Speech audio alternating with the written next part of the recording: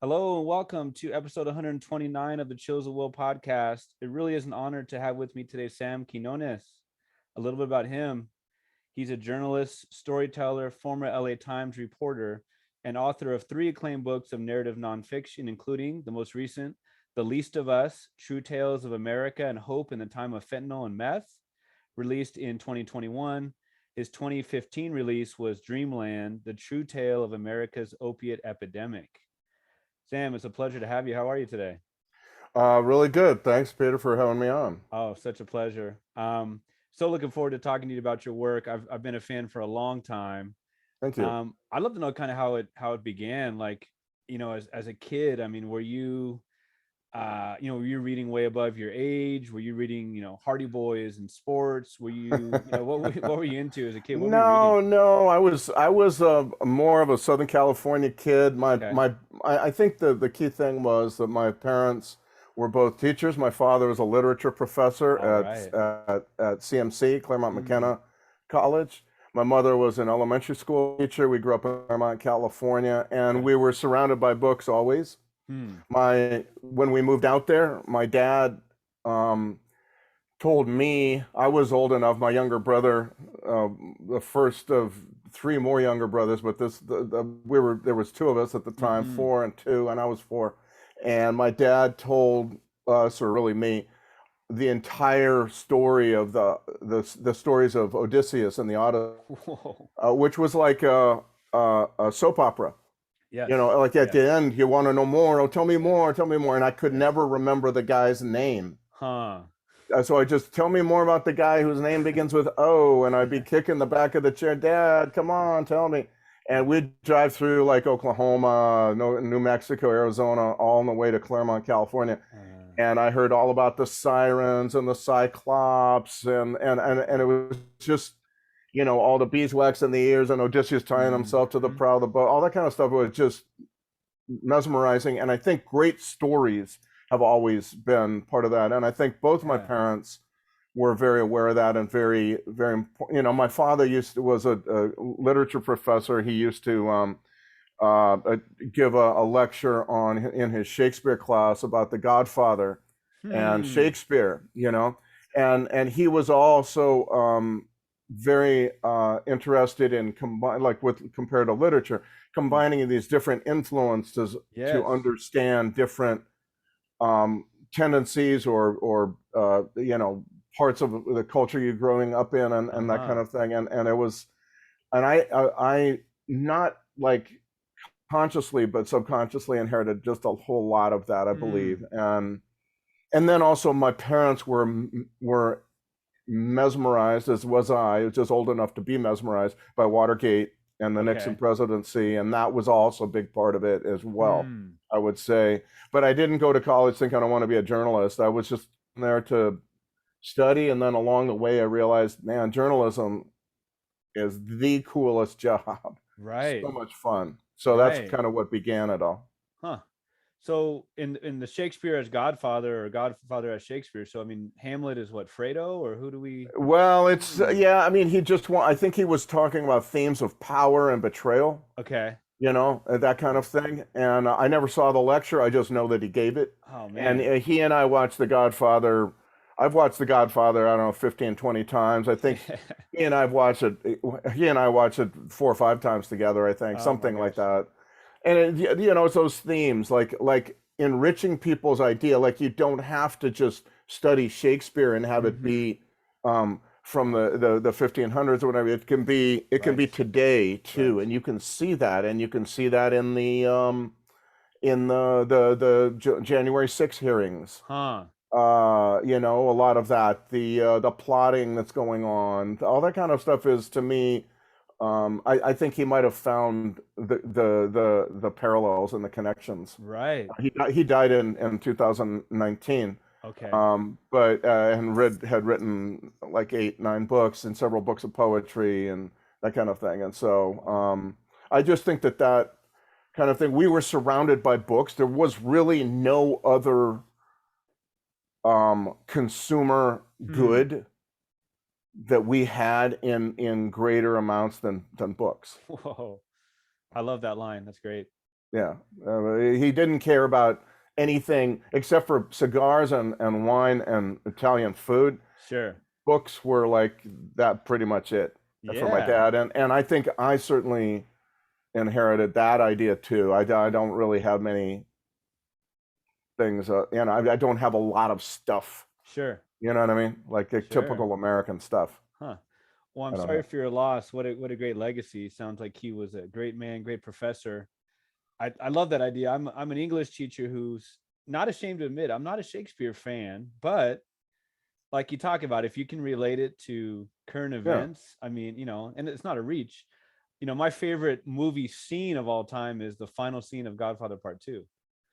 Uh-huh. Right? I have my own plans for my future, right? And just ideas of like legacy and all kinds of Right. stuff that you talk about in your books too. Oh man, that's so cool. Well, Well, I well, think I go think a ahead. lot of the immigration stories that I wrote Mm, hearken to that. It's like stories of immigration. I lived in many years in Mexico, 10 years in mm-hmm, Mexico, wrote a lot about immigration, and it was the powerful stories that of immigrants as they try to find something new. They try to break away from the cloistered raw deal that they were okay. dealt in their little villages, Mm-hmm, and go off onto their own, and then find out that maybe it's not all that they wanted, or that they change, mm-hmm. and that arc of change is fascinating, I think, and they become different. All the ideas that they once had when they left at 15, by the Mm-hmm. time they're 45, some of them exist, some of them don't. It's a Sure. fascinating, thing to write Yeah. about, I think. I don't know if I'm saying anything especially intellectual, but a lot of, especially a lot of what I've read from you, but I think of like Western Mex, like Michoacan. I think of like Sicily, right? And but just Mexico in general, Oh, just a total lack of right of respect for the government. Not respect, but the government is not part of yeah. their lives, hasn't done anything for them, right? I saw a lot of parallels there. Oh my goodness, yeah, yeah, I did too, and in fact, I see a lot of parallels between some parts of Mexico, those parts of Mexico, Mm-hmm. and Appalachia now with the opioid Uh-huh. epidemic. You're Uh-huh. finding in a lot of those villages when immigration takes place in Mexico, it's the middle that goes. It's not Mm. the merchants who own the stores in town, and it's not the most impoverished. Mm-hmm. It's the middle chunk that leaves and goes north, and they take with them a lot of dynamism, a lot of energy, Okay. and you find in a lot of Rust Belt towns in like Ohio and Mm-hmm. Tennessee and Kentucky and West Virginia and places like that, that's also what has happened. You found a lot of people, the middle has hollowed out, Hmm. and and the folks who are left behind are either are one or the other end of the economic Very interesting. spectrum, Very and interesting. so yeah, no, I definitely, when I was in parts of Ohio, I thought to myself, these towns are in some ways just like Mexican villages that immigrate. Huh. It just that middle part, the folks who have the gumption and the energy and maybe a little bit of resources, Sure. they leave. Where for the most part of the people, the middle from Ohio, from Appalachia, where are they going, to big cities? Yeah, and Okay. could be anywhere. Could be Arizona, North Uh-huh. Carolina. Could be for a long time, of course. Decades ago when they were looking for something new, they were going to Toledo. They're going to Mm. Detroit. Okay. But then in the last 30 years, say Florida, California sometimes. Mm-hmm. I mean, California's pretty far away and kind of foreign to a lot of folks. I think North Carolina seems to be a place. Virginia, Mm-hmm. Arizona, maybe. Different places like that, or just towns like Nashville, places like Sure. that, places with opportunity, Uh-huh. and of course, frequently it's places where they also have one or two people they might know. Hmm. You were talking about loving stories, being brought up with stories and stories and stories. How did you, like, in the high school and the college, how did you get into journalism? What I really? didn't Uh-huh. really at all. I never wrote for my paper in high Okay. school. I was always a good student. I was, I was well prepared by my parents. They held education in the very highest regard. There was nothing more important in our house. It was not if you're going to go to college. It was when Mm-hmm. you go to college, always, that kind of thing. And I think what happened was I began to understand that, um, I began to see that my mother at one point had told me the most important thing you can do in life, one of the most important things you can do in life, is to find a job that you love. It doesn't necessarily need to make you a huge amount of money, but if you don't have a job you love, it will affect the other parts of your life. Your romantic life will be bitter, or something will go wrong. You won't sleep very well. You will feel at midway through as if you've been rooked. Like this is one life, and I've been spending it doing something I hate. And that's a lot of hours you're going to spend doing that. Heck And yeah. so I never forgot that. And at midway, I just began to see that maybe journalism would be something that I would enjoy doing. I really didn't study journalism in school. In fact, I don't think it's a good idea to really study journalism. Take a few journalism classes, absolutely, but a better idea to write, to do some kind of reporting. Mm. It was really after I got out of college that I developed a resume that would allow me to get a job as a journalist, and I did that mainly by working as a delivering packages downtown San Francisco, a little bit in the Haight-Ashbury Oh, area. okay. And then I also spent a lot of time writing freelance for places for free, like for $20. That kind of thing. But I have to say that was where I began to understand that once I got over this hump of like, I don't know what to do. Once I kind of had an idea a little bit about what to do, all of a sudden the entire world exploded in story ideas. There was I've never, ever, ever had a problem finding stories after that. I remember the first time I took a class at San Francisco State covering a journalism class, one of the only class I took, and they had us all cover a town. I chose Richmond, California, Oh yeah. which is a great, great, great town, a lot of great news. And one day I had to go cover a council hearing, in which an oil company was involved testifying in front of the council or something, their attorney. And I had to go up and talk to the attorney. I'd never done this before. I'd never gone up and just said, "Hey, I'm a reporter. I got a few questions for you." The guy was at the water fountain, and I walked up to him, and literally my right leg was trembling. I was so scared. And I started asking him questions. I cannot remember the questions nor what he said, any of that, but I just remember that after that, I was cool. Nice. Like it was not as hard after that. And after that, the stories just all of a sudden began to realize I could see stories everywhere. And that became almost like an obsession, I would say, for up to today. Yeah. Well, it sounds like you started off some of your writing also in music. You like the punk scene, I guess. Yeah, no, I lived at a place called Barrington Hall, which Okay. was a wild, very notorious co-op living situation run by the Co-op Association of UC Berkeley. It now closed because it just got way too wild about 10 years or 8 years after I left. But it had this downstairs that was a former parking garage and now was a dining room, and a guy I learned from put on punk shows there. He left, I followed him, and I did several. I did numerous Black Flag, I did Dead Kennedys, I did a bunch of reggae bands.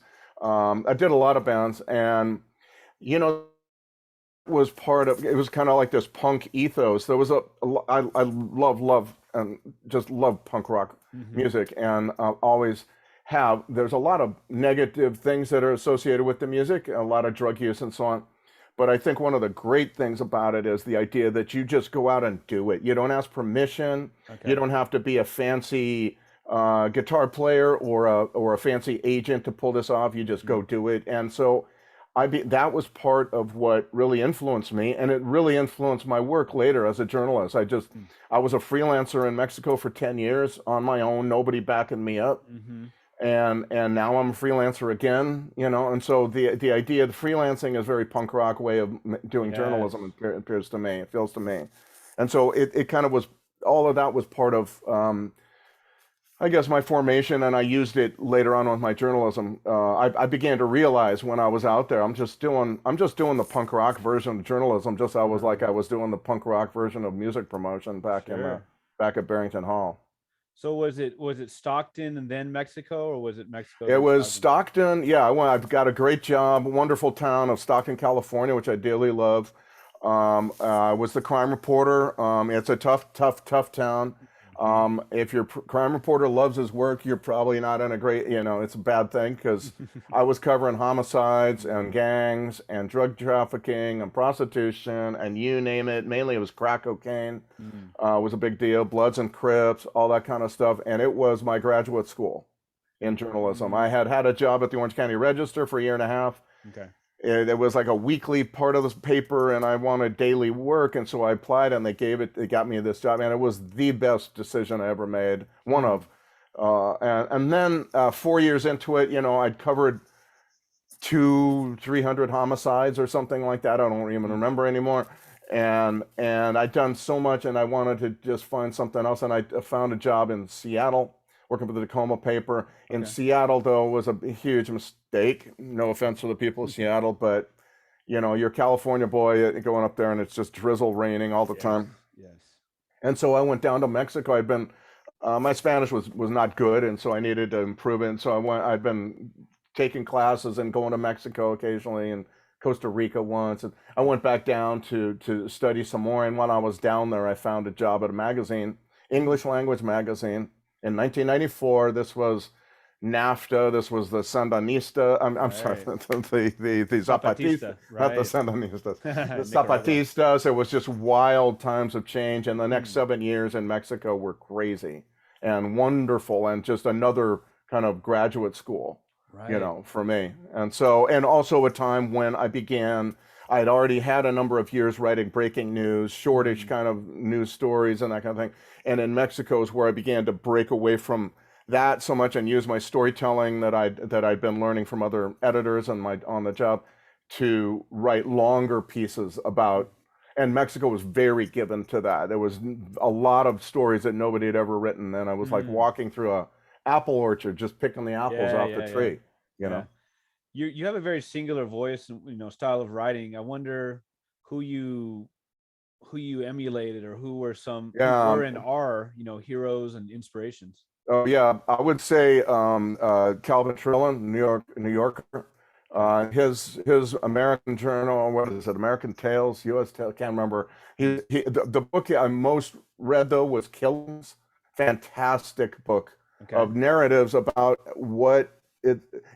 Crime reporting is not. He said is not about writing about how people die. It's writing about how people live. Yes. And I did a lot of that in Stockton. Even though I was writing about murders, it was always about how that person died. I Mm, mean, lived rather than died. It was not about the gore.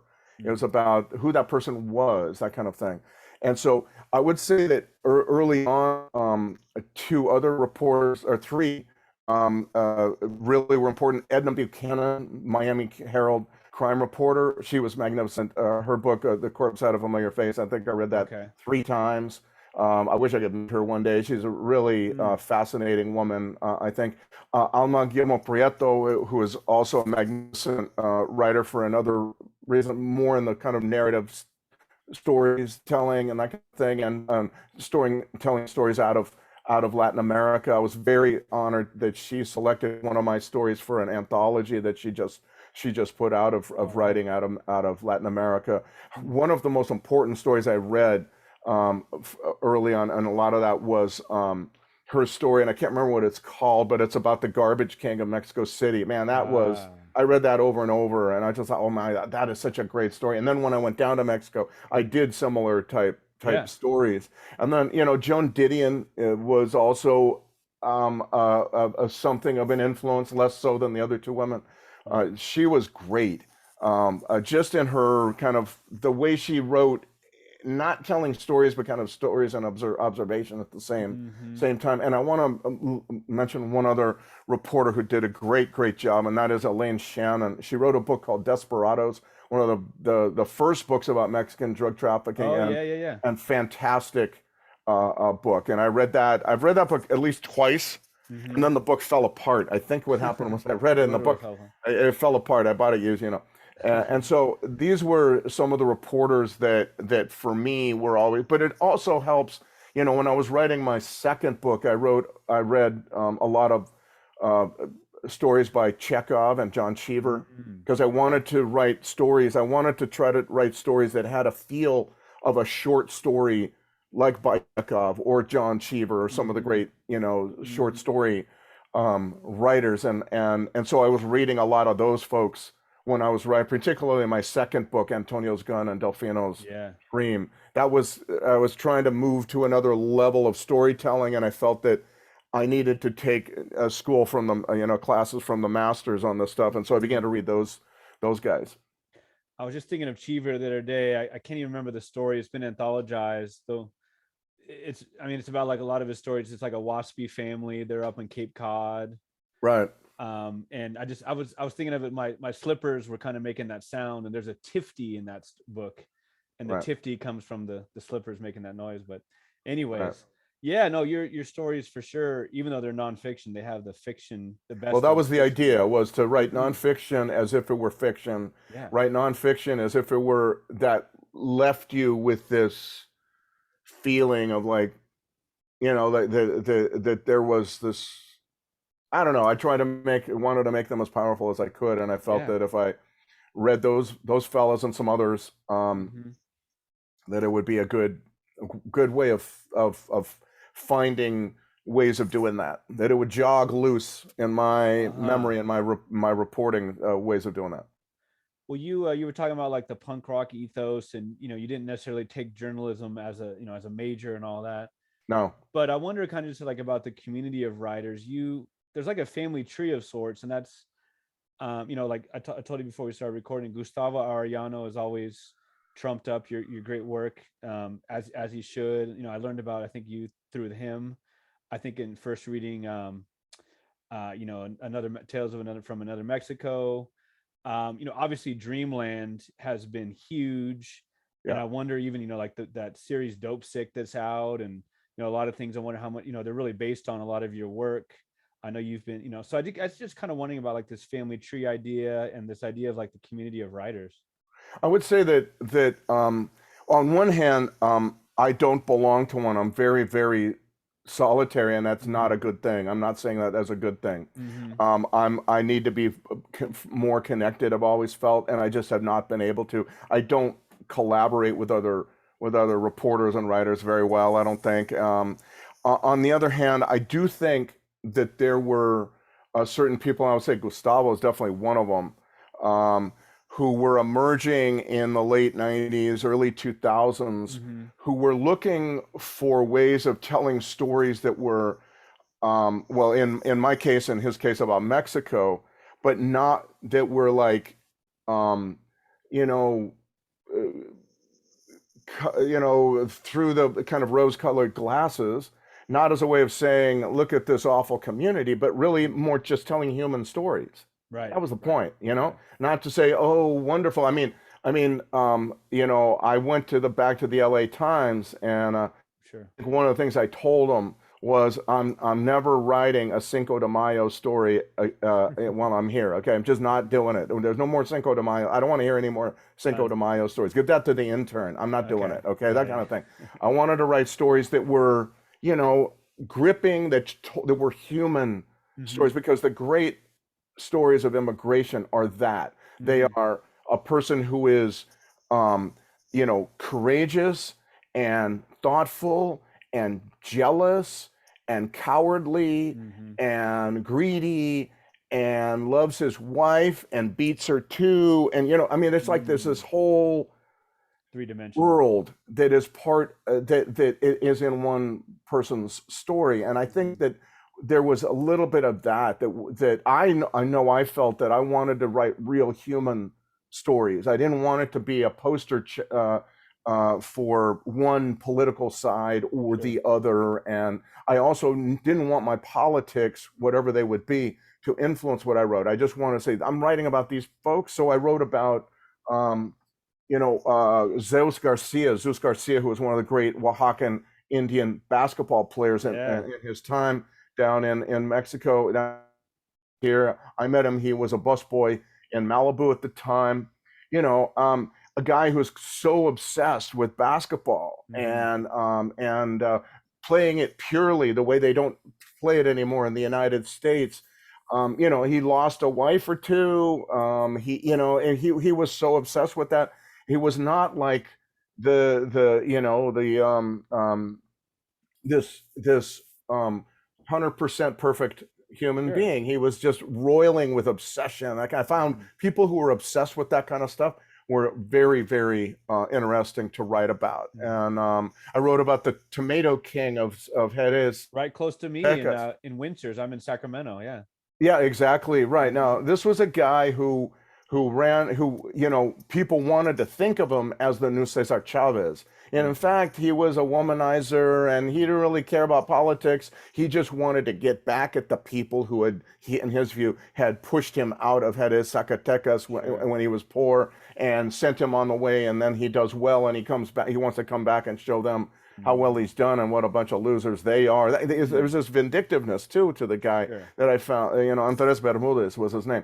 Um, wanted to write that story. I wanted that kind of story because it's more human than us saying, as a magazine that once commissioned that story from me and then said, this guy feels like a clown. He doesn't feel like the Cesar Chavez figure. And I'm like, right, he's not. Yeah. He's not Mahatma Gandhi. He's a Mhm. real human being. He's a real ranchero with these roiling feelings, and that's why his story is good. They ended up paying Sure. me for the story. I never ran it, much Ah. to the chagrin. I won't mention the name of this magazine. You'd know it, but it was ridiculous. There's this ridiculous response on the part of this magazine that well, he doesn't, yeah, because he doesn't fit into your little nice little box of what an immigrant activist ought to Mm. look and sound and do. Hmm. And I Yeah. think there was, answer your question, I think that was kind of, there was some of that broiling. I think certainly if Gustavo and I kind of share that ethos rather, to write about stuff, in all its facets and not just one little nice Yes. facet or one little very, very negative facet. Yeah, definitely. I think of his book of Orange County, Yeah, which he intersperses like personal stories of growing up there with like the history of the each individual city, and it's really gripping for sure. yeah, And sure. and human stories. I mean, some of the televangelists from Orange County and all, some incredible characters there. Like I guess like Yeah, I mean, that's the beauty of reporting. That's the Mhm. beauty of journalism. He does that very well. I mean, this is the kind of stuff, right? You go out and you find stories. He and I, when we first met, it was after a book presentation, and I had for my first book, and I had written on the cover of my first book is Chalino Sanchez, the great narco corrido singer, and I think among a lot of young Mexican American journalists coming up in Southern California at that Mhm. time, Mhm. that book had a lot of influence, and maybe also especially the Chalino story. Anyway, we meet and he introduces himself when we go out after the book, and it's on Hollywood Boulevard. We sat out there for like an hour at a bus stop, I think, if memory serves. And I told him, and I think he's done an excellent job of this, but he didn't need me to tell him this, I don't think. Mhm. But I said, the thing is, when you're writing about stuff, don't feel like you have to write about Mexican immigrant stuff. If you're in Orange County, why shouldn't you be the reporter to write about Huntington Beach surfers Mhm. and Vietnamese business, owners in Westminster or whatever? Why is and when Cinco de Mayo comes around, you're not going to cover that. You Yeah. cover, somebody else covers Cinco de Mayo. Mhm. You cover stuff. We didn't get into this. I'm hoping that you didn't, and I don't think you did. Um, get into this because you want to write about one little sliver of one part of one town of Yeah. one region. Yeah. You want to write about all kinds of stuff. And so I think I remember saying to him, get out there and do stuff that and insist when you get your first job that that's what you're able to write about, not Mhm. just and I think basically he's done that, and there's some others I would say who seem to have kind of in that vein. Yeah. Yeah, he has his Tuesday night Instagram, live or whatever. And man, it just, he's the kind of guy he needs to be on Jeopardy. Like he has so much knowledge about, Yeah. whiskey from Kentucky and baseball history and, But see, that's the beauty of journalism, and uh, that's what's great about journalism. It's you have the license to go out and find out about all kinds of stuff. There's this idea that I think is not really entirely correct, that you should only write about what you know. And hmm, I think Tom Wolfe said, no, you should not write. You should write about what you don't know, but hmm, you're going to find out all about.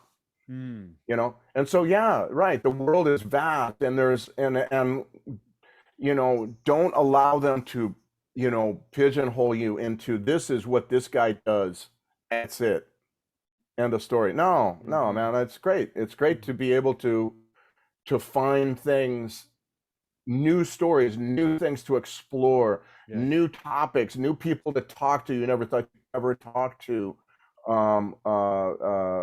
before. You know, to me, that's what keeps me excited. And I've been high for 35 years, man. It's because you Hmm. get to do this kind of stuff every day. Just like my mom said, I took it very much to heart and found a job that I love deeply. And I don't, I, that to me is how you find fulfillment in life, among a few other things.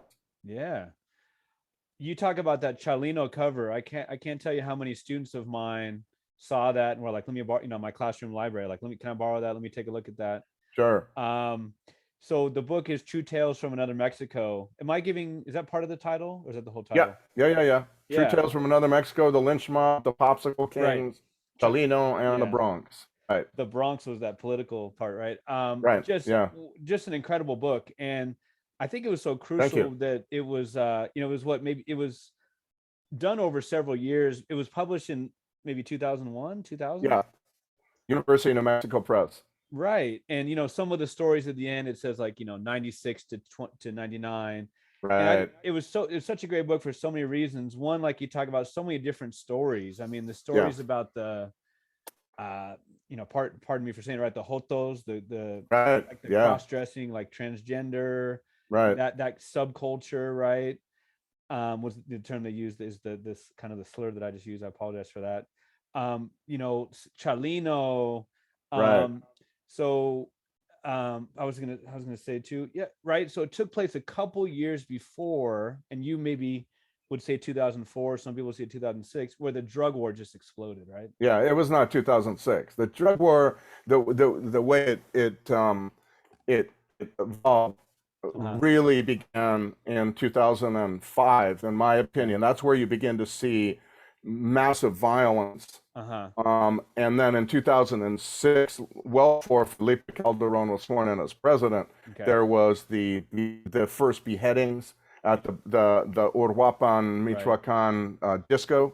Mm-hmm. And by then, though, Acapulco was in war, Tamaulipas was at war, you know, Mm-hmm. all of that kind of stuff. And the truth is, um, I was, first of all, very happy not to be in Mexico, but then I Yeah. had left in 2004. Okay. Just because I felt 10 years in Mexico, a long time, some other stuff. My dad was getting old. I wanted to be back in LA, you know, that Mm-hmm. kind of thing. I'm from LA. I thought LA would be an interesting place. LA Times was there, et cetera. So I moved.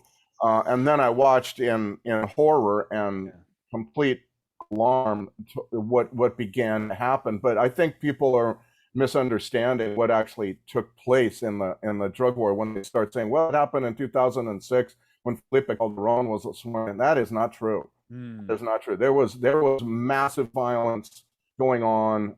The one police chief lasted 6 hours before he was murdered, and I think it was over in Tamaulipas. You know, Acapulco was under siege. I mean, it's just Michoacan was going nuts, Uh-huh. and all of this was just, I don't know. This was, I was happy that I was gone because it was scary and I would never have been able to do the kind of work I was doing Sure. before had this been going on. But I also have to tell you, it was almost like it's like writing about pornography. Mm. You know, the violence was pornographic, and at a certain point, I don't know how you make sense of that. Yes. Particularly, you know, it just was unrelenting, waves upon waves upon waves of just the most unmentionable sadism, Mm-hmm. over and over, and destroying states that I really, really loved. Zacatecas, Mm-hmm. Michoacan. Now you couldn't even go back to Michoacan, and you still can't really. Right.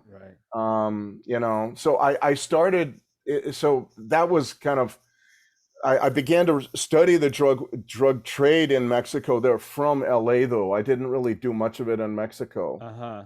because I thought the immigration story was far more interesting at the time, and at the time it Yes. was, Yes. and the political change story was far more interesting. But also, I thought that it was, I was all alone. I was a freelancer, completely independent. There's nobody backing me up. So let's leave the dope stories to somebody else, basically. And I only wrote about Chalino and Malverde, and those were kind of cultural stories more than drug stories, more than And then the second book, of course, Antonio's Gun and Delfino's Dream. The last chapter is about my encounter with the narco Menonitas, the narco Mennonites, and that was the scariest moment. Still is the scariest moment of my life. I thought they were gonna murder me. But completely surreal. Of course, you're dealing with Mexican drug cartels, except for these guys are Mennonite, speaking Low German, and blonde haired and blue eyes and all that stuff. Anyway, it was just, I didn't do a lot of that though when I was in Mexico. And the last thing that I ever did, I left Mexico after that. I planned to leave Mexico, and I made it just all the more urgent for me to leave Mexico to deal with those narco Mennonites. Was that, a couple years ago, there was another case like that? Was that the same connection? No, it was I think you're thinking about the kind of the polygamous Mormon groups, the LeBaron sect down in Sonora, Chihuahua area. Yeah, that's right. That's a whole other world. That's a whole other tale, which I know a little bit about. But no, the Mennonites were very different. They were over on south of Juarez, about 4 hours. Okay. And a big colony there, and they had used up all the arable land, and all the young guys needed ways of making money for their families and stuff, and so that's what got a lot of those guys into drug running for at the time. Now Juarez drug cartel. I think it's now more the Sinaloa guys over there now, but whatever. Yeah. Well, so so many incredible stories in True Tales. Like we talk about, Chalino, his story was an amazing one. I heard about that story. I published some version of it first in the Washington Post. Okay. Was it the Washington Post? Or certainly the big story that I published on him was on the LA Weekly, on the cover of the LA Weekly, and I can't remember which came first. But I was aware of his story 2 years earlier. I was hanging out, writing a story about a street gang in Michoacan and Zamora, Michoacan, and they kept mentioning him.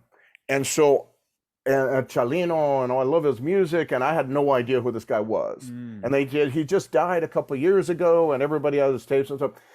And for the longest time, I assumed his story could be had by going to Sinaloa. And so I went there once looking for his story, and nobody seemed to know the origins of his story. And that was when I came to find out that he was from Sinaloa. And he's from Mexico and all that, but his story really takes place in Southeast LA, the Southeast cities, Paramount, Huntington Park, Southgate, where the clubs were. El Parral was there. El Farallon was in Linwood. Cudahy had its clubs. Pico Rivera had its clubs. So his story was all about this new immigrant world that had formed in these white suburban houses built for GIs in the 40s and 50s. And now they were all owned by Mexican immigrants who were, like right out of the rancho, man, and just all these amazing stories. That rancho was one of the great fountains of beautiful, wild stories I ever encountered. And his story, I began to find people, everybody knew him. Now, when I got to Southgate, when I got to Long Beach, when I got to, all these different places, everybody had stories about Chalino. And that is where I realized his story was an immigration story. He died down in Mexico, but his story had long ago left that area and had come up to the Southeast LA cities. Yeah, I mean, that piece and so many in the collection, like just time capsules, right? I mean, I know some of them were written over 5 and 6 years, whatever. Yeah. Like again, right before the drug war, whatever you want to call it, hit. But even just, the idea with Chalino and, cassette tapes and, right. Pedro Rivera and, Jenny Rivera's family. Oh man, it was beautiful. And all these little clubs and all these guys getting up there while he was singing and taking pictures. He'd be singing and then he'd be arm around some guy with a big cowboy hat. Yeah. It was a very different world. Yeah. And now each of those clubs, well, one of them still exists, I think, where he used to sing. But El Parral on Firestone in Southgate and El Farallon in Linwood, they're both now been destroyed, knocked down, and made their schools. Oh, wow. Yeah, one's an elementary, the other's a middle school, Hmm. and each town is happy that that's the case because the Ah, town councils did not appreciate those clubs at all. yeah. I could understand why. A Yeah. lot of stuff out of those clubs. You can imagine if he were around in social media times, his scratchy voice and people will be ripping him and you know. Yes, and he was, but see, there was the great thing. This is where the punk rock came in again. I mean, he was so punk rock, that guy, Yeah, even he though his was. music had nothing to do with, Right. Black Flag or X or any of those bands, of course, nothing whatsoever. But if you think about it, it actually did. In LA, there were three homegrown DIY musics that formed beginning in the Mm, late 70s and running up until the mid 90s. The first one was white kids on punk rock okay. in Hollywood doing their own bands, doing their own 45s, doing their own posters, and all that kind of stuff. In the mid 80s, it was gangster rap in Compton, and Mm, all these guys, all these kids out of there putting out their own mixes using drum machines in their own garages or in their bedrooms or whatever, and putting it out in their own records and selling them at swap meets like the Alameda Swap Meet and the Paramount Swap Meet and places like that. And then the third was all Mexican corrido thing that took place with Chalino being the first one, and then followed en masse when he was killed by hundreds of mm, imitators yeah, and yeah, yeah. stuff like that. But if you think about it, all of these were kind of the same in spirit, were the same. Like, I'm going to do this myself without the help of record companies or radios, and Hmm. we're going to put on our own shows, and we're going to make our own recorded music and that kind of thing. Hmm. So if you think about those three from the 70s, the white kids in Hollywood, the black kids in Compton, and the all the Mexican immigrant guys in the southeast cities, there's a lot of parallels in spirit For between sure. all those three. For sure.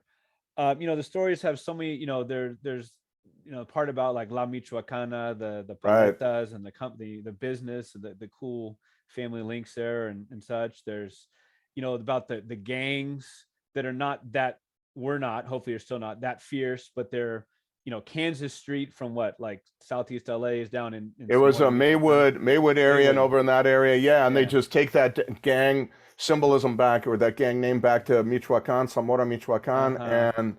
and all the kids want to join, not because they're gangsters, they're not gangsters, Sure. they're little semi malnourished 14-year-olds. They Hmm. just want to be part of the great El Norte, Right. the United States that they have heard about in a million different ways Right. on TV, on music, and so on, and they all kind of join up. But none of those kids were killers. None of those were sweethearted little kids. Yeah.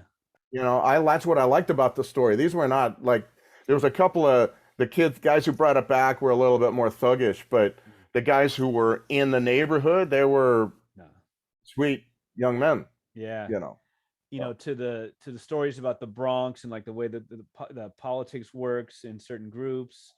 Was it Nueva Jerusalem and right. crazy religion, politics, Oh my you God. Yeah. know. And I was trying at that point to write about how the Hmm. party that ruled the Right. country for 70 plus years, how the in a century made up of one party states. You have the Yeah. Italian fascists, you have the Third Reich, you have the communists. It was the most successful one party state in the world, just out of longevity. Mm-hmm. And the reason was because it didn't kill people, it didn't put people in prison camps, it bought people off. Yes. Everybody has his price, and the PRI was able to do that because it bought people off all over. And the way it won in that little town of Nueva Jerusalem Mm-hmm. near Puro Aran in the Tierra Caliente region of and near Toricato in the Tierra Caliente region of Michoacan. Uh-huh. The way it did that was to make this deal with this insane excommunicated priest who had started this cult. Mm-hmm. You could do whatever you want in your little enclave there, but we want everybody in your area to vote for the PRI. Right. And that's pretty much what happened for a good number of years, that the PRI won in that municipio because it started off with a 1,700 vote lead, because everybody in this one little cult would vote for it, and that allowed the leaders to be exempt from prosecution for child molestation and rape and all this kind of stuff. But see, that's how if you multiply that kind of deal by millions all across Mexico, you get to an idea of how the party stayed in power by just buying people off. It was a basic deal frequently. Yeah, you do that. You could do this. We'll pay for you to do this. You just give us your loyalty. Hmm. You know. The your work has I guess before Wikipedia, but especially reading your stuff recently, so many rabbit holes for Wikipedia and stuff. And I read the La Casa de Vida back in the day. That was the one about the Farias family in Watsonville. You'd mentioned that in passing in True Tales, right? And just led me to so many other things. Sadly, this was, I don't know, 5-6 years ago. I don't know if you remember, there was that horrific scene in Brazil over like a soccer game where the referee was basically like hanged and killed, and I mean, maybe decapitated. I don't remember that, but I'll take your word for it. You're right. And it reminded me of, that the horrible story from True Tales about the lynching. Yeah. Right. And, I wish there were not those parallels, but that was one of the first things I reminded of. And rereading it, I mean, that was just so brutal. And you wrote so well about how many different, it was not a one-sided thing. It was so many different things that led to that. See, that's what it's too easy to encapsulate something like a lynching in Mexico in one little thing. And the news reports, by that time, by the time I went to Huejutla, Hidalgo, in the state of Hidalgo, which is where this lynching took place, I had a thick file of clippings of lynchings from around Mexico. This was, the first 3 years I was there, or something like that. I think I did this in 1998. And so there had been these lynchings all over. And I was like, wow, lynchings, whoa. Of course, it has a different connotation when from America. Down there, it's more a bellow from below. Like, we are being oppressed, we're being brutalized, exploited, and these criminals get away free, and there's all this corruption and stuff. And so that's where it comes from, this feeling of aggrievement. There's deeply aggrieved people that this is unfair. Right. And I had just been wanting to cover a lynching for a long time. And then one day I was walking near my house, and the Vespertina, the newspapers that would come out, they were literally only 4 or 8 pages, come out in the afternoon, like kind of old style newspaper, big headlines every day. Lynching in Hidalgo, and I grabbed that one. I paid for it, grab it, run back, reading it the whole way. Where is this? It just happened. And sure enough, I get.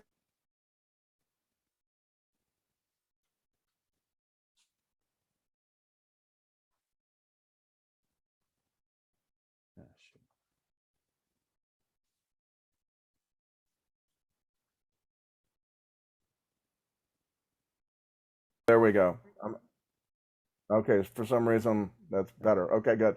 And so I was out there by the next morning, and I went over to and the attorney general was there, and he, so I was there very quickly, and I spent 3 weeks in Huejutla Hidalgo. I never want to go back to that place again. It did not seem to me a pleasant place. Very humid, very brutal, horrible poverty, and kind of like classes that are distant from each other.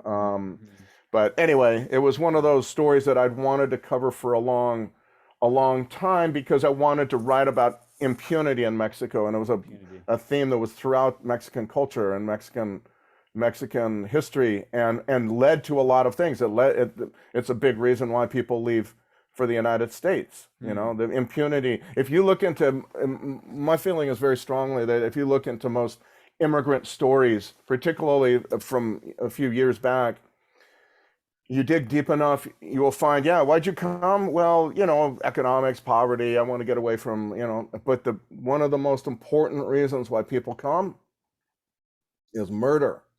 Escaping murder, feuds, family feuds, valientes, all these guys, and and if you just don't want that, if you just want to live, you want to escape stuff, you can, you go to the United States, and if you look deep enough, I've done this too many times not to know it's true, that you will find that there was the reason for this person being there has to do with the murder that took place 15 years earlier, that kind of thing. Wow. And it may have nothing to do specifically with that person, but it's why people from that town began to leave. there's a town in LA, Hawaiian Gardens, where many of the people are from a town called San Pedro in Mm. Michoacan, and that migration from San Pedro to Hawaiian Gardens began with the murder of the mayor in the mid 40s. Mm. She's now, when she was in her 60s when I met her, Hmm. I think it was, and this whole town, this whole group of people related to the mayor just up and left within a week of his murder, and people have been coming from San Pedro ever since to Hawaiian Gardens. And so that's what I mean. It's like the impunity is such a big part of the story of Mexico. Poor people not getting justice. Mm. It's huge. Well, yeah, impunity is definitely a theme throughout. I mean, I thought it was very interesting you talking about, like, I think in the Chalino story that, even in the big cities, they're usually of Mexico, they're usually maybe one generation away from the campo or from the rancho, Right. right? Yeah. And so, the ranchera music and the, Yeah. banda, right? There's definitely themes of modernization Right. throughout the book. I mean, I would say that that's changed somewhat recently. I would say okay. there's more than one generation now. Immigration has largely stopped, Mm-hmm. and a lot of the people who are here now no longer, because of the drug war, I would say, Mm-hmm. because of a lot of reasons, because they can't go back if they're here illegally, but also the drug war has really made people think twice about going back. Yeah. You're finding that people no longer dream of heading back to Mexico too. So all their time used to be, a lot of people, I met so many people like that, their entire time here was spent dreaming of going back and showing Right. all those people back home Right. that they screwed up when they let me go, and I'm worth something, and I'm going to show those jerks like the Tomato King, Andres Bermudez, Mhm. a real vindictive feeling sometimes, or at least wanting to, like, to have the Yeah. feeling like I'm coming back. Like, you go to your high school reunion Mm-hmm.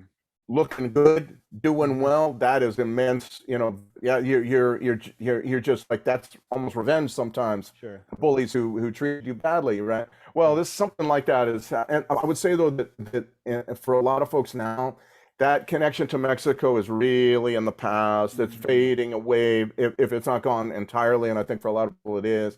The idea that one day I'm going to go back to Mexico, that's not realistic. Yeah. And all the kids are like, there's that great Tigres del Norte song, La Jaula de Oro. In the middle of it, he's, the gold cage, is the United States. I can be here, but I can't go outside because I'm illegal. And then my kids don't even want to go back to Mexico. And then in the middle of the Mm. song, he the kid, they have the kid in English saying, "What you talking about, Dad? I don't want to go back to Mexico. No way," in Mm. English. So that, it's just kind of like that has kind of come to pass. I see. And I think it has a lot to do with the fact that the immigration flows are not nearly what they were in the 80s and 90s. You don't have these areas like the southeast cities of LA nourished with Uh-huh. brand new rancheros from Zacatecas, from Jalisco, from Sinaloa, from Uh-huh. Michoacan or whatever. You just don't have that anymore. And so you just see that separation now, like iceberg. Here goes the iceberg out to sea, and Mm. farther and farther away from Mexico, and not really caring anymore. Like, Hmm. the idea of going back to Mexico is like, maybe for as a tourist, yeah. Okay. Lastly, about that book, thank you on a personal level. With my wife is from right outside of Apatzingán in Oh, yeah, Michoacan. So right, there seemed to be so many stories in that about Michoacan, and I'm like, nice. right. I was learning and learning and learning. Yeah. Apatzingán, unfortunately, was mentioned in the most recent book as in not a good way, but No, I'm afraid I've never thought of the Epatzingan and anything but drug trafficking and the kind of scary violence that is now many parts of Mexico. I would say yeah. that two places were really known for that when I was working and down in Mexico. One was Tijuana with the Tijuana drug cartel, and the other Sure. was Epatzingan. Yee. I never went to Epatzingan. I was too afraid Okay. to go there. But yeah, the Michoacan was this rich, beautiful, robust, Mm-hmm. fascinating state. Gave birth to one of the great stories of all time, which is the paletas, the Paleteria La Yes. Yes. Michoacana, Yes. which Yes. allowed poor people to go into the middle, to rise into the middle class without selling dope, Mm-hmm. without illegal immigrating, illegally immigrating, that kind of thing. And I'll stay in Mexico, and enrich the country, and just such a beautiful. And Great story. I've written a children's book Oh, that I've got an agent now to sell. cool. I'm hoping to write publish a children's book story, with picture book kind of thing on Tocumbo and La Paletería Yes. La Michoacana. That's what a cool idea. Wow. Yeah, yeah. It should. I'm hoping it's just tailor made. That is a great story. F. Tocumbo. That's so Hmm. cool. Dreamland 2015. Yeah. Extremely well-known book, incredible book. Thank you. Dreamland was what, like a pool community Yeah. center in Portsmouth, Ohio. I'd love to know about that and about some of the seeds for Dreamland. Well, it really didn't start out as Dreamland. I didn't know what the book was going to be called. I think I called it Doped Up.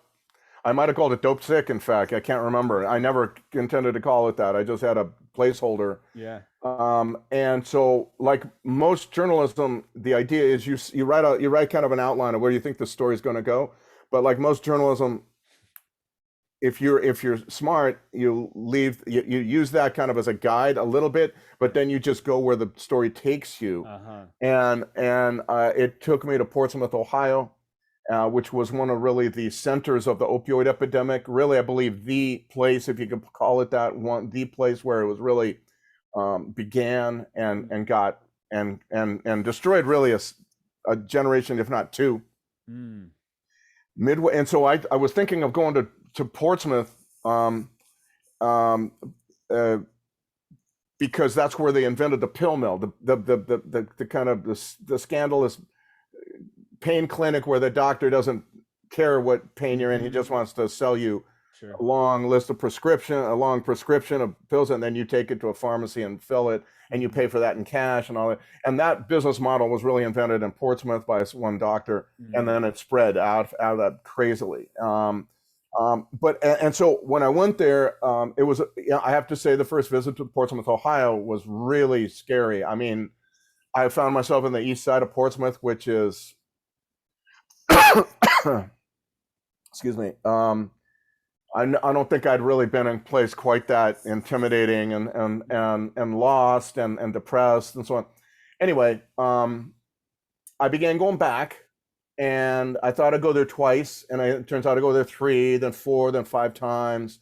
And along the way, I began to understand that this town that has kind of brought America into the opioid epidemic, of course, obviously, crucially, with the promotion by drug companies of these pills and doctors prescribing these things for almost everything. Any affliction gets a narcotic painkiller. Portsmouth was the afflicted by all of that, among the first anyway. But along the way, I figured out that there is 2 things. One, there is a growing recovery movement in this town that is quiet, but if you pay attention, you can see it. And I did. And I began to go back there for that reason, to write more about that, because the story of degradation was one thing, but the story of rebirth seemed to me to be even more exciting. And then along the way, I began to realize that they had once had a pool, an enormous pool, really almost like the size of a football field. It was so big, called Dreamland. They called it Dream. That was the name of the pool. What a metaphor, and right? It was the town plaza. Right. It was very much like a plaza back in Mexico where everyone would come. That's where you kind of grew up. That's where everybody watched how you were growing up and would correct you if they did anything wrong. And it was all related to, a kind of vibrancy of the economy and jobs and working class jobs and all that kind of stuff. And nobody wanted to be thrown out of Dreamland because that was the end of your social life, et cetera, all that. Of course, that was connected to the jobs in town as well as the main street that was bustling with locally owned stores, and the people who owned stores there were also at Dreamland, So Dreamland was and then of course the Rust Belt syndrome sets in.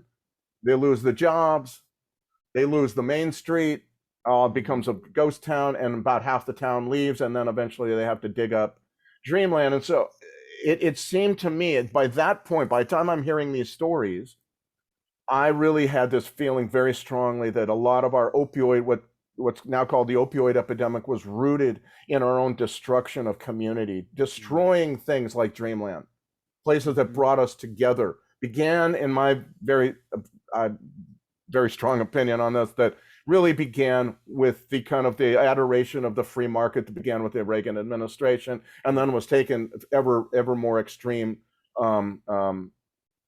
places. And so anything that happened was simply the preordained by the free market and therefore good, you know. And we never paid any attention to what happened to towns like Portsmouth, Ohio, you know. And so all of that made me feel like this was a different book than I had started out when I was starting out writing it. It was really about something deeper. I thought it was about drug trafficking and drug promotion by these doctors and mainly these drug companies. And it turns out it's actually, yes, it's about that, but it's also about the deeper roots of community that we have ignored, defunded, destroyed, whatever, right? And the Dreamland pool was simply a very vivid, but simply a very small, but yet very vivid example of that if you multiply it by millions all around the country, you get to a point where we are very vulnerable to these drug problems, and they're still with us, you know? And so Dreamland was, of course, it also, and so I decided that's with the suggestion of a guy I was talking to one time on the phone. He says, "Man, that's your title, right?" And it hit me right then. I was at a Starbucks, outside of Starbucks. I go, "Oh my God, you're absolutely right. That's the title right there." And he was right. But it also fit because it was also, you know, Dreamland is the kind of state you get into when you use heroin.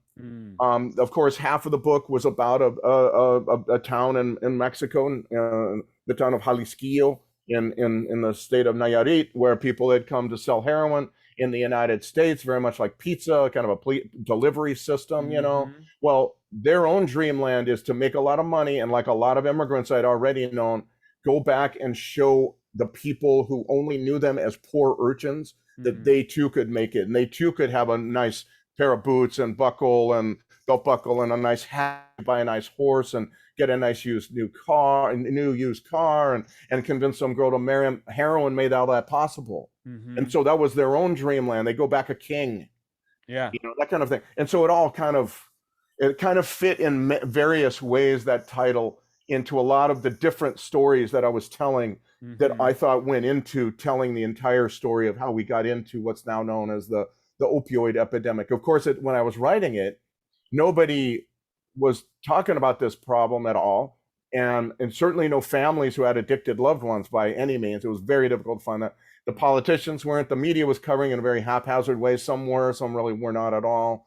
And so when I wrote the book, I had to put in the title, the subtitle, the true tale of America's opiate epidemic, because at the time nobody knew what an opioid was. Now you see it in headlines and popular conversation constantly, but at the time that just gives you an idea where it was. This topic was really hidden, unknown at the time I was writing that book, and I felt it because I had a terrible time finding people who want to talk to me about it. So you talk about impunity, right? I mean, the Sacklers, Purdue Pharma. Yeah, right. I mean, they just, you know, there's all the internal memos and things that you've talked about that have now come to the forefront, but just they're like, you talk about capitalism, right? It's not about, okay, people are getting sick. It's how many milligrams can we put in it? You know, there was the fake science.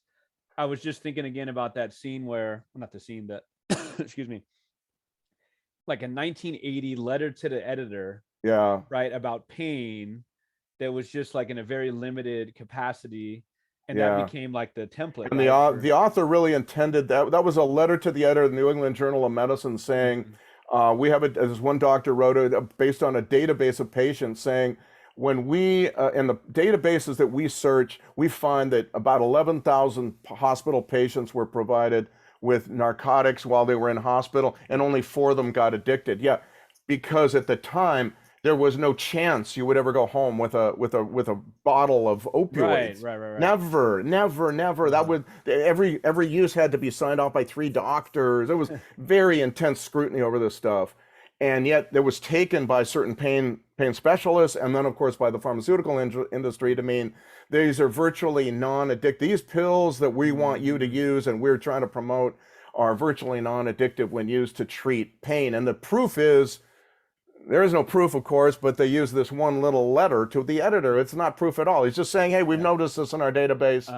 But they missed the context, which was but nobody's going home with any of this stuff, and Right. we're making sure that they get very as little of it as they possibly need, Hmm. and that kind of thing. And it was one of those amazing stories that I stumbled on, thinking to myself, my God, is this how science is usually done? Yeah. I don't think it's true. I don't think it is No. usually done that way, but it was became gospel all from this one little letter hidden in the back in the, and of course the drug companies used it in their marketing. Less than 1% of all people get Mm, addicted when they're, pain patients get addicted when right. they're prescribed narcotic painkillers, which gave permission almost to doctors to be able to prescribe these things. Doctors did Sure. not want to prescribe these things. Sure. And it kind of weakened their resolve and made a lot of people eager to prescribe them, in fact. There's obviously a lot there about like human nature and about, like Yeah, some like the sales people, some of them I would think, and the doctors, and maybe even some people at Purdue Pharma, like in the higher levels, like we want this to be true, so we're gonna like pretend like this. I yeah, think of like the steroid era in baseball where we look back and it's sure. like, oh man, they're just real good nutrition. Oh, Barry Bonds, forehead is 18 sizes bigger, but just really good nutrition, right? This idea that what is it Right. like they were saying like, okay, because of the fact that it's so explain to me again, sorry, the idea of like because it was for pain, it wasn't addictive. You know what I'm talking? Yeah, because it was for pain, that the pain would take away the cravings. You wouldn't Oh, feel the, and for some people that's true. Here's okay. the point of this whole problem, is to say that not that that's never true. For some people it's true. The Mm-hmm. problem is you have to pay a lot of attention to the background of the people who are Mm-hmm. there. If you have addiction in your family, if you have been to jail, if you're smoking marijuana, if there's a lot of things that might create red flags Context that might make, matters. yeah, exactly. And individual cases matter, individual Mm-hmm. background Mm-hmm. matters. So for some people, it's not a problem at all. And a lot of people are like that. On the other hand, there's a good percentage, Mm-hmm. anywhere from like 15 to 40%, maybe somewhere in there, of people actually can't take these pills at all or need to have them severely limited. And the other Mm-hmm. problem was this gave rise to endless refills. And it Oh, really doesn't matter with these drugs if you are genetically predisposed to addiction or not, if you are given endless refills and you use them for, mm-hmm. I think, 100 days, 90 days, or whatever. After that, the level of abusive use or persistent use goes up enormously. Mm-hmm. But it all depends. A lot of it just depended on what patient was sitting before the doctor. The problem is doctors didn't have time. They didn't think they needed to ask these questions. Yeah. Like, what is your background? And, is there any addiction in your family? That kind of thing. Mm-hmm. So anyway, it just became all twisted and yeah, and it just, everyone kind of rushed into it thinking, oh, we have a solution for pain. We have a cure for pain. And Mm-hmm. it turns out it's one pill. Oh my God, what a great day to Yeah. be an American. Yeah. And that was really all wrong for a significant number of people. And for some people, they took those pills without any problem. Some people used them magnificently and they helped those lives really restored life to those people. And you can't lose sight of that either. Mm-hmm. It's just that the collateral damage of all that was huge. I'm oversimplifying a little bit, but you write very well in the book about how it starts with like the opiate epidemic and the Sacklers and Purdue and the pill mills, and then those there became like trafficking in that they'd meet at the Walmart and they'd be selling the pills and all kinds Yeah, of a black market underground, sure. and then you talked about so it's Jalisco with an X, right? It's not the Yeah. state of Jalisco, the little town in Jalisco, Nayarit, or Jalisquillo is what they right? call it down there. Where you talked about, they were like pizza delivery people and they were Yeah. not, they were nice. It wasn't violent. It was, they come to you.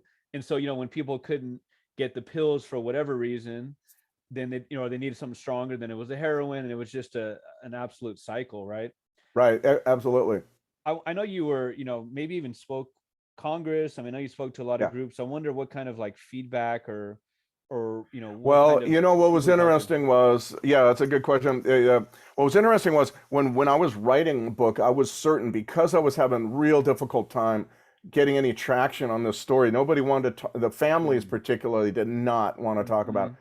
The media was kind of half into it, I would say, in some areas more than and others where it was just not covering it at all. Politicians, therefore, weren't really paying attention. And then the book comes out, and what begins to happen is about 4 months in, I began to start getting these invitations to come speak. And I was like stunned. So was my wife. We were like, oh my God, what? I mean, we were really under the impression that this book would just fade completely. It would just, nobody would pay attention. And so all of a sudden, all these people start inviting me to come speak. And it's some small towns I'd never heard of, professional conferences, narcotics officers, public health, addiction counselors, whatever, judges. And as time went on and every year there were more and more and more. And at a certain point, my wife and I were walking around almost just stunned, just shell-shocked at the response, because really we did not expect this. But what ends up happening with Dreamland, I'm very convinced because I lived this full time. What ends up happening is that the book, I think, began to tell the story that no one had heard in its entirety, or virtual as much as an entirety you can fit in a book. And that also it gave a lot of people who were in the shadows, not wanting to talk about how their loved one died, it gave them almost permission. And increasingly they feel that they're not alone. And the more people do that, the more people do that. It's like they get courage from others. And you begin to see almost a grassroots movement take shape. Yeah. I believe it's one of the great grassroots political movements of our time, except for there's nobody in charge. There's no spokesman. There's no press conferences. There's nothing like that. It's just people coming out of the shadows to talk about, yep, you know what? My son did not die of a heart attack, as the obituary said. He died of and I'm going to go before stand up in church. I'm going to go to my city council. I'm going to go to my state legislator that I see in the supermarket. And I'm going to start talking. And soon politicians began to feel the pressure and the interest and the ferocity. And it was really building, and I could feel it as the book came out and as the years passed. And I began to speak I was afraid to say no to some of these, because I knew that my first two books, as much as I love my first two books, really very few people read them. And so I was like, my God, people want me to come speak? Hell yeah, I'm going to come speak, damn, that's going to be great, And so I began to do it, and I did dozens. I did more than 250 speeches in like a 4.5 year period. And, it was like judges and, you name it, any kind of group that was connected. And then many, many small towns, Ashtabula, Ohio, Van Wert, Ohio, small towns, and Peoria, Illinois, just all over. And it was just a remarkable experience, very illuminating, fulfilling, nothing like it that had I ever imagined possible to come out of my journalism. And it was, and people were coming up and hugging me, crying. Sometimes I would not have a clue what to tell them, Sure. That their son or daughter had died, their wife had died, whatever. It was just overwhelming at times. But you began to feel that, and then you began to feel the political pressure build too. So when I turned in Dreamland, there were 3 lawsuits against drug companies. 3. Okay. By 2017, I believe there was at some point, very shortly after that, within a couple of years, there was 2,600. Wow. And all those lawsuits have been formed to kind of have dislodged lots and lots of money from these drug companies that is now coming back to these counties that were hardest hit. We'll see how it's used, of course, but that was never possible, never within the remote possibility and when I was writing Dreamland. I just could not imagine it. And now you are seeing all this take place. It's a remarkable change. Is why I say that this is one of the great grassroots movements, political movements of our time, because it has, in fact, created enormous change. Yeah. Huge new awareness about addiction, many, many new policies, all this money coming from drug companies, a whole new awareness among people that, we're all around. Addiction is everywhere. Everybody can be an addict. Everybody can be that addict eating from the trash, as I write in The Least of Us, And so all of that is transformed how we think about addiction, how we approach it, et cetera, on and on and on like that. And none of that was possible Yeah, I imagined possible, I should say, when I finished Dreamland and turned it in. I just could not imagine it happening. A great book and definitely an important book. I mean, Thank man, it you. started so many conversations. Yeah, thank you very much, Pete. So the least of us, you end with Portsmouth, right? Yep. The epilogue, and you know, there's a lot of scary stuff in the least of us. Yeah. A lot of scary stuff. The drug, you know, fentanyl especially, Yeah. and you know, there is a happy ending, or you know, in some ways in Portsmouth, where it used to be like you talked about before, such a mecca for addiction, and it still has its issues, Sure but it it's does. clearly a mecca for recovery and like holistic, right, Yeah. recovery and community-based help. Would Did it feel kind of, why did you place that there? Was that kind of like, I want to, there are some, Because I wanted to see if what I noted at the end of Dreamland, there's a 30-page section that talks about the beginning, the faintest glimmer of recovery mm-hmm, in the town of Portsmouth in 2014. This was 8 years sure, ago. Um, and I wanted to see, was I right? Or has that died out? Or mm-hmm, how's it going, basically? And also, though, I thought the least of us, part of the title is about this, is that the way forward is not to look for magic, miraculous answers to all our problems like we did sure, with the opioid thing. Oh, we're going to cure pain without one pill. mm-hmm, Nonsense. mm-hmm, And I thought that gets us into very difficult problems and policies that have all kinds of unintended consequences, the mm-hmm, kinds of which we're still living with due to the opioid thing. So I wanted to focus on, say, what we really need to do is focus on really local solutions, small scale, small stuff, not sexy, not noticed, not just everybody showing up daily, working together, rebuilding, repairing, strengthening community. And so the book is really filled with, about, as you know, about half of the book is filled with stories of Americans involved in community repair. Yeah, there's yeah, meth, there's fentanyl, there's the legacy of the opioid epidemic. All that stuff's very scary, absolutely right. On the other hand, there's all this other stuff right, that I think these other stories, and Portsmouth, I thought would be it was going to be the way to deal with that, to talk about that. One way to talk about that, which was to say, in Portsmouth, you are finding rejuvenation of the city happen slowly and on the part of personalities coming together, working in small ways. The mm-hmm, days are gone when a big factory comes in and says, yeah, 250 jobs, and everyone puts it on those factories come in, those jobs, most of them are going to be robots anyway nowadays. You got to do it in the small scale. And that's what they're doing. That's why I wanted to end with Portsmouth. I wanted to end with the town coming together to put in that temporary skating rink that Christmas a few years mm-hmm, back. Bring people together, all these very dynamic personalities, Tim Wolf, Dale King, some other guys, the counseling center, all of these folks coming together to find small stuff. Now there's 4 CrossFits. This is the county that led Ohio in obesity and all the worst in health measurements. Now you got these CrossFits coming together to kind of work out together, people working yeah, out together. And so to me, it was almost the very embodiment of the message, or the point that I thought was most important that we needed to take from this as a country, which is, it's the small stuff, the local stuff, rebuilding, repairing, strengthening community. That is our best defense. That's the bulwark against these mm-hmm. very, very awful, catastrophic, devious, and diabolical drugs that are flooding our country.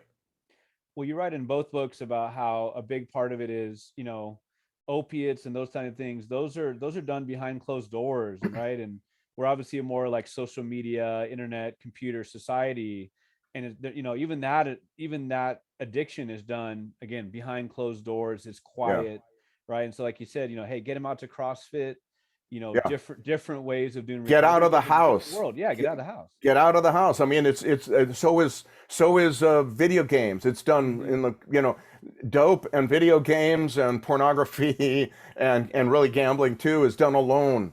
It's all Sure. about being alone and and so the idea was we just spent so much time indoors and away from each other, and get out of the house. I mean, it's low Mm-hmm. tech stuff sometimes, it Sure. seems to me, and that was kind of also part of this. that it was the least of us, the least people that we needed to help were the least of us, but also the least little effort. It's the Yes. smallest effort It that takes the matters least most. from us. Ah, interesting. The smallest effort matters most. It's Sure. not the big salvation, like I've got all the answers for you right here. I'm the guy to do it for you. Mhm. No, it's all of us coming together to work and putting in that skating rink and Mhm. watching the kids fall on their butts and Mhm. be happy skating around with each other, and that kind of stuff. It's not letting Walmart be the place where everybody sees one another. It's opening cafes, outdoor cafes, which Yes. I believe are like huge in all this, in my Right. opinion. Really, it's that kind of thing, and I wanted to write about because the drugs are so powerful, so unforgiving, Mm. so deadly, so mind mangling. We need this community is how we've always survived as a species, going back, Yes. you know, millennia, and we got away from that in this country. We got away from it because we believed we were exceptional or whatever it was we believed we could do without that stuff. It's messy. Yeah. I don't like the other people, this kind of stuff. Mm. And I don't vote like I do. They don't believe the same religion, whatever, all that stuff. Instead, we need to get away from all that and find each other again. And the opioid epidemic and what's now become of it is showing us that that's the case. I mean, that's the big lesson, it seems to me. So here's the book right here. There you go. And I guess maybe your thesis is at the end of the introduction. It's this what fueled the book is two stories I set out to tell here. One is the story of an ominous die-off amid a global economy producing catastrophic supplies of dope, cheaper and more potent than ever. And then the second, which you just talked about now, the other is of Americans' quiet attempts to recover community through simple acts guided by the belief, the message of our addiction crisis to those who would notice that the least of us lies within us all.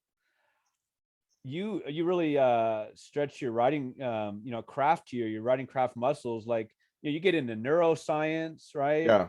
You talk Well, about how yeah. food, right? Food, fat and sugar, those are addictive. And those cool interesting trials they did with where the rats would get would get a rise out of the sugar and Sure. the fat, and they'd want more.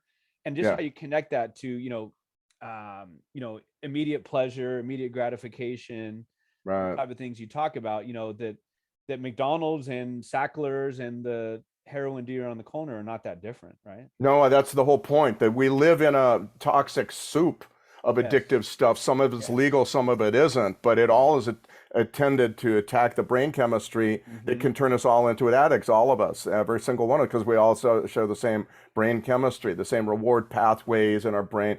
And this was also part of what I was talking about earlier. The idea behind journalism is not that you're just going to write about what you always know. Um, Safely say I didn't know much about neuroscience of addiction, but Mm-hmm. that's the whole idea. I wanted to find out. So I talked to some very, very smart people Yes. and some very, very generous people with their time and their wisdom and so on, and got an education. And that's the whole idea. That's the beauty of journalism. You can go out and find out about whatever you want and then write about it. And this seemed to me to be absolutely essential to the story too, that we Mm-hmm. live in an era that is really different than any other. Even as recently as 20 years ago, we did not have the kind of stuff bombarding us constantly. Of course, now with social media and the internet and all that, but all this stuff that's legal and illegal. So the Sinaloa drug cartel is out here on the edge selling its fentanyl and its Mm-hmm. nasty ass methamphetamine.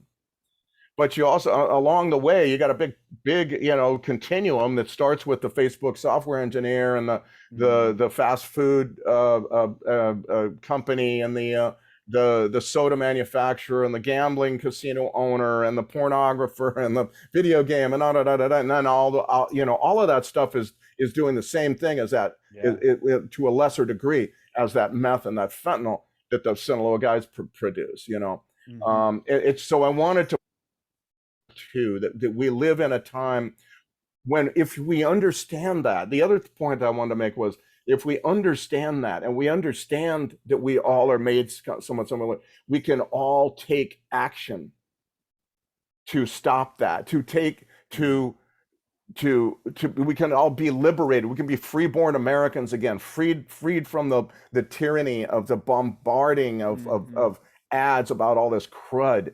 And so along the way, I stopped eating sugar, Hmm. processed sugar, refined sugar, Hmm. fast food. On very rare occasions, I don't drink soda anymore at all, really. I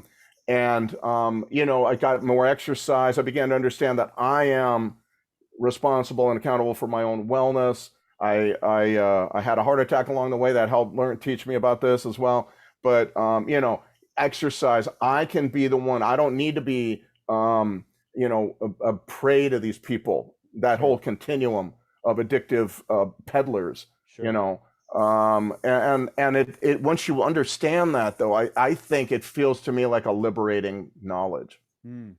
Well, I remember seeing on social media a few years ago when you had the heart attack, and thank goodness Yeah. you're doing so great. And I mean, you've talked about before, right? Like, I mean, you were helped a lot by, I guess, opiates, right? No, not well. When they were giving me my Uh-huh. stent, they gave me fentanyl. Now it's very Yeah, important to right. understand. The Very difference. important to understand.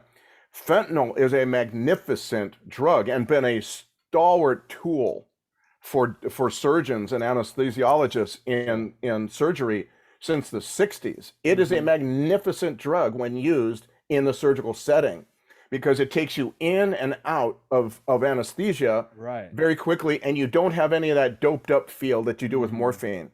And so they've been using it, my goodness, for decades, and it's fantastic. Yeah. And many surgeries take place with it. And the problem is, of course, it's extraordinarily potent, which is what makes it a good thing, and also very uh, it's a torment for users. It Mm. means that you use, and then it takes you out of your use, and with the withdrawals coming as you're addicted to it, and so you're never very far away from the Mm. withdrawals, which means you have to buy and use many times a day, which means it's a Yeah. fantastic drug if you're a dealer. Sure. It's a torment if you're a user. But people should understand that fentanyl is a magnificent drug when used properly. When used And properly. I did have it. Yeah, they gave it to me during the and one of the I think one of the effects of that was that I could actually watch myself be operated on. I would come in and out of kind of Whoa. dopiness, and I would look up and there's this monitor, video monitor, and I would watch the stent make its way, this thing make its way through my arteries to the place where it needed to be. Jeez. And then I go into dopiness and I come out of Mm. I remember watching this, but I think that's fentanyl. Fentanyl allows for that. Yes. It's a magnificent drug. It's very hard to argue that it has not been a radical force for good Hmm. up until the last few years Right. in the world. Right. You have a great line, just again from a craft point of view. Quote: "We gradually surrendered collectively as a culture to the brain's reward pathway." Yeah. What we were talking about just a couple minutes ago. And again, there's the connection between the Sacklers and the heroin kind of wearing off. Not that, I mean, it's still around, but and Yeah. then into fentanyl, like you said. I mean, this is a different world. This is a you talk Completely about the different. right. You talk about the in China, the particular guy, father and son, who would just send it in the mail and were huge Yeah. kingpins, if you will, right? Just through the mail. And the P2P, the new meth that made people even more depressed and And psychotic, deranged and deranged. psychotic and all the rest. Yeah, sure. Right. Very interesting too. You make the point that, coming from wrong if it's just the PTP meth specifically, but that has led to so much of the homelessness, Yes. Right. right? And I would say that there's two ways it's done that. Um, One is you start using meth and your life spins out of control very quickly. Nobody can live with up homeless, and I've seen this very often. There's three entire chapters on Mhm. Clarksburg, West Virginia, Right. where that happened to a whole population of people who had the town really had no meth to speak of before this stuff starts coming in out of Hmm. Mexico in Hmm. 2017. And within a year, it's got this enormous population of homeless people who are out of their minds, wandering around, living in abandoned houses, stripping the houses of copper wire and all that. But the other way in which this meth is really adds to or homelessness or keeps people homeless is that once you're on the street for whatever reason, could be rents went up, could be you get out of prison with no family support, could Hmm. be domestic violence, you know, you got to escape your brutal husband or whatever it is. Once you're on the street and you're using this meth, it is very difficult to get out of homelessness. It takes you to a place. I was just speaking with the director of a mission on Skid Row in LA, and he was saying he was a recovering crack addict and got sober in '92. And he said, with crack, you always maintained a certain core of you was always there to try to fight against this drug. And I've seen many people recover, he said, from crack addiction. And he was one of them. I've seen only a couple people recover truly from this meth. And because it strips you of your soul, and it strips you of your desire to some kind of core thing that makes you want to leave dope is stripped away, where it never was with crack. These are his words. Yeah. And so as you end up on the street, for whatever reason, meth has this way of keeping you there, and also convincing you that, like all drugs of abuse do this, they kind of convince you that the only real relationship you need is with dope. But the fentanyl and meth seem to do this with remarkable potency, more than other drugs. And that's why you found these tent encampments set up, and not just set up, but not because people don't want to leave. Even when the winters drop and the temperatures plunge and all that stuff, people will not leave these tents, and not want to be, and people take that to mean like some kind of rational decision making is going on. In my opinion, there is no rational decision making going on with those folks. Those folks have had their brain chemistry completely rewired, hijacked utterly by this dope, and that any decision they're making is the dope talking. And so that is really how methamphetamine kind of it also, and you may have seen this in tent encampments where you live, but it also promotes hoarding. I talked a lot about this in the book. Bicycles, all kinds of office chairs, and all kinds of stuff that make no sense sometimes. Like, why would you need that? Why would you have that? And then of course the tent encampments grow, and to accommodate all this stuff and junk and stuff. And that is also a big part. I was just talking with a recovering meth addict here in another myth, and he was saying all that stuff is just, I associate it, bicycles particularly. He was talking about hoarding bicycles and bike parts and all that stuff. I just associate that with meth. You never saw that with crack cocaine. It just never happened, So that stuff, and the main thing, why is it doing this? I don't think that anyone knows just yet. Could be that the P2P meth has always done this, and they're just now seeing it in huge quantities. Could be that it's so potent now. Could be that it's prevalent. Prevalence is part of that. It's almost, for women on the street, I hate to say it, but it's like it's basically free. It's so cheap now and so everywhere, and creating this paranoia, this intense hallucinations, and the psychosis that does not seem to go away once you stop using. It lingers and lingers and lingers. Right. You make the really interesting point about supply and demand. We like with Clarksburg, right, where it's like the supply pushes the demand. Like, just people coming in with just a huge amount of it, and it's just like that leads to the supply, that leads to so much of the addiction. The book, of course, like any great literature, like any great journalism, it has the personal stories that really just, oh man, I won't give it away, but with Starla, for example, right, who's a it's interesting, man. I found that story, Starla Haas and Angie Odom, and Starla's daughter Bella, whom Angie adopts. I don't want to give too much of it away either, but that was a story that came when I was I was speaking in Eastern Tennessee one time, and a DA there said, you need to speak with this woman, Angie Odom. She's got an interesting story to tell. So I went up and I visited with her, and we spoke, and she's a wonderful, wonderful, generous person. And we spoke for like 2 hours, and I was like, I don't want to impose any more on this woman. I think this has been enough. And so I shut off my tape recorder, my phone, really, call it my tape recorder still. And it's at that moment that she tells me this amazing story of her in the Navy Yeah. being fastened to on watch to the back of this cruiser going across the Pacific Ocean at night with no lights, just nothing but the heavens and the stars and all that. And she's fastened there all alone. And she's joined the Navy to get away from home, where she's been raped and treated poorly. And she brings a lot of anger and just a lot of anger at how she's been treated. Yeah. And it's there where she comes to God. You know, part of being a journalist is what I love about it is you write about people who are nothing like you. Now, I'm not a Christian. I can't tell you that I believe in God per se.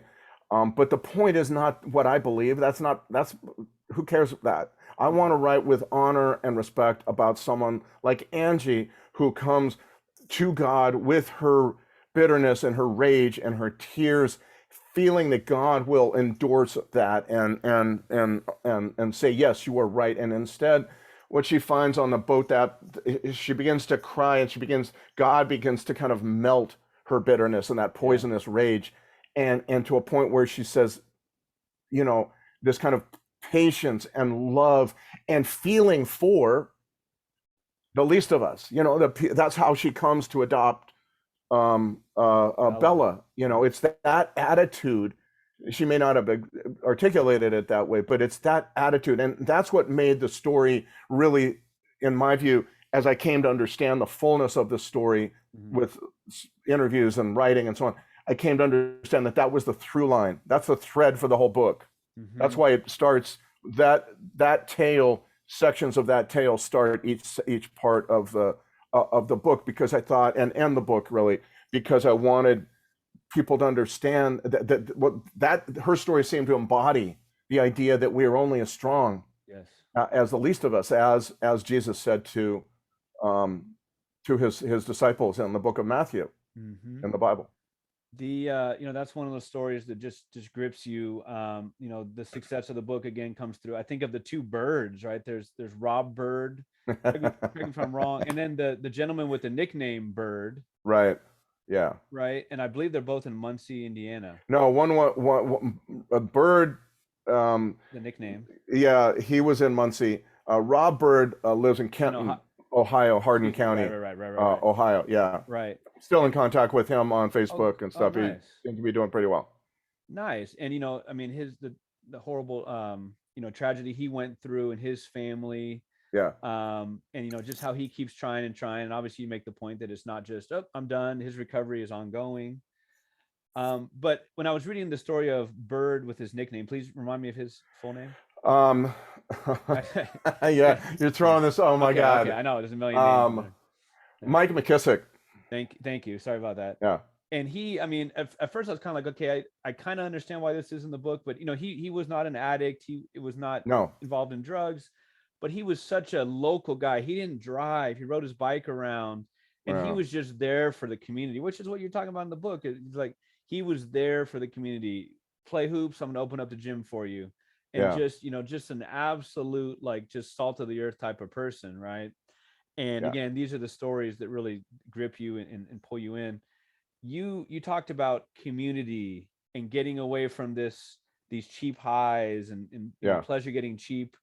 Are you hopeful? I think it's of course hard, and the world seems turned upside down every week these days. So it's tough. On the other hand, I do believe that the lessons that the opioid and now fentanyl and meth, opioid epidemic and fentanyl and meth are teaching us are the essential ones that we have veered away from as a culture in this country, and that it deals with community strengthening and bonding, and not worrying so damn much about who we voted for in the last election and that kind of thing. It's more about, and not being so strident in our politics, and not looking to virtue signal every damn time we're on social media and gotcha and kind of tweets and all that stuff. I think it's really, I'm seriously thinking if I really didn't have a book to promote, I don't think I would be on Twitter anymore. I don't think I think it's a very toxic influence. on the country, and I don't, and on me too. I don't like it. So, you know, but I think the lessons are there, and they're ones that we all know are true, Mm-hmm. which is that we're better in community. You know, we're stronger together, and that it's not easy to rebuild that, but it also isn't impossible. It's not about the big magic answers. It's about the small stuff. It's about getting outside, being with other Americans, Mm-hmm. learning who's in your neighborhood, you know, that kind of thing. It's not about the you know, I hate those other guys. I definitely believe we need to turn off cable TV news. I don't see a single solitary point to that thing. Mm-hmm. I occasionally get this subscription TV service to watch sports, but it includes CNN. I can't stand CNN, man. It's a complete betrayal of the great CNN that was around in 1990, early 90s, and all that. You know, it's a horrible thing to watch, and I can't stand those people are not journalists. I'm sorry, they're just not. They are, and so I don't even watch Fox News, which I believe to be kind of like almost like Russian propaganda, basically. Right. But CNN is horrifying. I think I can't bear it anymore. And so all of that is kind of where we need to learn, like, step away from this stuff, get to know your neighbor, get to know, work it through your church or your mosque or your synagogue or whatever it is, your PTA, you know, and make those local connections and build that, because that's where you find real social change. Mm-hmm. Not come from you virtue signaling and everybody telling you how noble you are because you've just done something that you told everybody about on Facebook or Twitter. Real social change comes with just being around other people, working towards something small, and not worrying whether you're getting any credit for it. You know, it seems to me that that's what the opioid epidemic is at its heart teaching us. That's what the focus was becoming of Dreamland, and with the least of us, what I tried to kind of really bring to a head. Well, now that you talked about love and social media, sarcastic, a little bit about where to find your books, you know, any particular Sure. bookstores. I'm very easy to find on the web. My website is just my name, samquinones.com. There's an email contact there. Feel free to get in touch with me. Even criticism, I'm fine. I don't take well to vulgarity and outright insults. I don't, but I try to get back to everybody else. I'm also, unfortunately, have to be, if you're a writer, on Facebook. Sam Quinones journalist.